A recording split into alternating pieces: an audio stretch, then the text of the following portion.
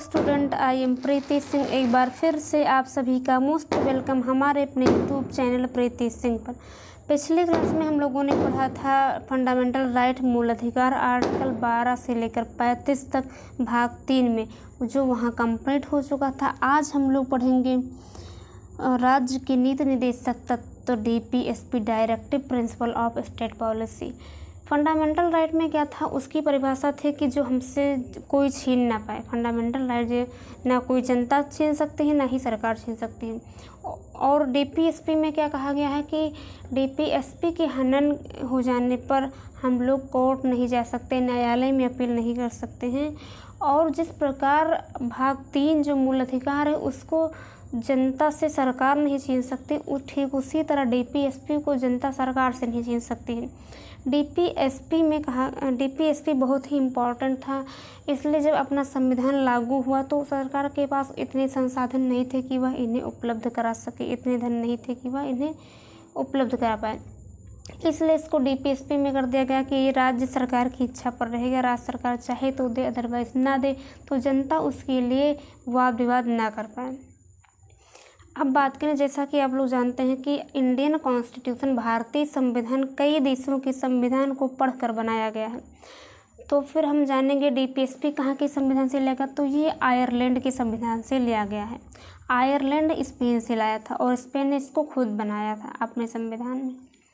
DPSP क्या है, directive principle of state policy. ये राज्य के नीति निर्देशक तत्व, तो ये सरकार की इच्छा पर है। इसीलिए इसमें KT शाह ने कहा था ये एक चेक के समान है जिसका भुगतान बैंक अपनी इच्छा अनुसार करता है। Directive principle of state policy DPSP भाग 4 में है, आर्टिकल 36 से 51 तक। हम लोग एक एक करके पढ़ेंगे, एक एक आर्टिकल करके हम लोग पढ़ेंगे। यहाँ पर भाग 4 में आर्टिकल 36 से 51 तक आप लोग देख रहे हैं। आर्टिकल 36 में है क्या, आर्टिकल 36 में राज्य की परिभाषा, डेफिनेशन ऑफ स्टेट। यहाँ पर राज्य को परिभाषित किया गया है, स्टेट को परिभाषित किया गया है। ओके, इसके आगे नेक्स्ट है आर्टिकल 37। आर्टिकल 37 में क्या कहा गया है, ये वाद न्यायालय में परिवर्तनीय नहीं है, वाद विवाद योग्य नहीं है। इसके हनन के मैटर में हम लोग कोर्ट नहीं जा सकते हैं, न्यायालय में अपील नहीं कर सकते हैं, उस पर वाद विवाद नहीं कर सकते हैं। DPSP सरकार की इच्छा पर, ये पहले कह रहा है कि राज्य के नीति निर्देशक तत्व ये राज्य सरकार की इच्छा पर है। राज्य सरकार चाहे तो दे, अदरवाइज ना दे, तो उसके लिए आप वाद विवाद नहीं कर सकते, न्यायालय नहीं जा सकते, कोर्ट में सहायता नहीं मांग सकते। ओके, ये है आर्टिकल 37 में। इसके आगे नेक्स्ट है आर्टिकल 38। आर्टिकल 38 में क्या कहा गया है, लोक कल्याण की अभिवृद्धि। आर्टिकल 38 में कहा गया है लोक कल्याण की अभिवृद्धि, सामाजिक, आर्थिक एवं राजनीतिक न्याय। लोक कल्याण की अभिवृद्धि का मतलब होता है सरकार जनता का कल्याण करेगी, आर्थिक, सामाजिक और राजनीतिक तीनों रूप से, सामाजिक, आर्थिक एवं राजनीतिक तीनों प्रकार से सरकार जनता का कल्याण करेगी। ओके, आर्टिकल 38 में। ठीक, इसके आगे नेक्स्ट क्या है, नेक्स्ट है 39। स्त्री पुरुष को समान कार्य के लिए समान वेतन। आर्टिकल 39 में पहले क्या था, कोई काम अगर मेल करता है तो उसको ज़्यादा सैलरी दी जाती है, और अगर फीमेल करे तो उसको कम दिया जाता था। ये क्यों था, क्योंकि अपना जो देश है वो पुरुष प्रधान देश है, इसलिए इसमें पुरुषों को अधिक वरीयता दी जाती है महिलाओं की अपेक्षा। लेकिन आर्टिकल 39 में कहा गया है कि स्त्री पुरुष को समान कार्य के लिए समान वेतन। वो मेल हो या फीमेल हो, उसके जेंडर के आधार पर उसे समानता से वंचित नहीं किया जाएगा। कोई मेल हो चाहे फीमेल हो, अगर समान काम कर रहे हैं तो समान वेतन देने का अधिकार आर्टिकल 39 में है। ओके, इसके आगे नेक्स्ट है 39 का यह है समान न्याय निःशुल्क विधि सहायता। आर्टिकल 39 के काम में है समान न्याय निःशुल्क विधि सहायता।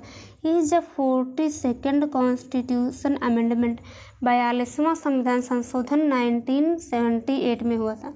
ठीक, 1978 में हुआ था, तो इसको जोड़ा गया था। 42वां संविधान संशोधन 1978 में हुआ, तब इसको जोड़ा गया समान न्याय निःशुल्क विधि सहायता।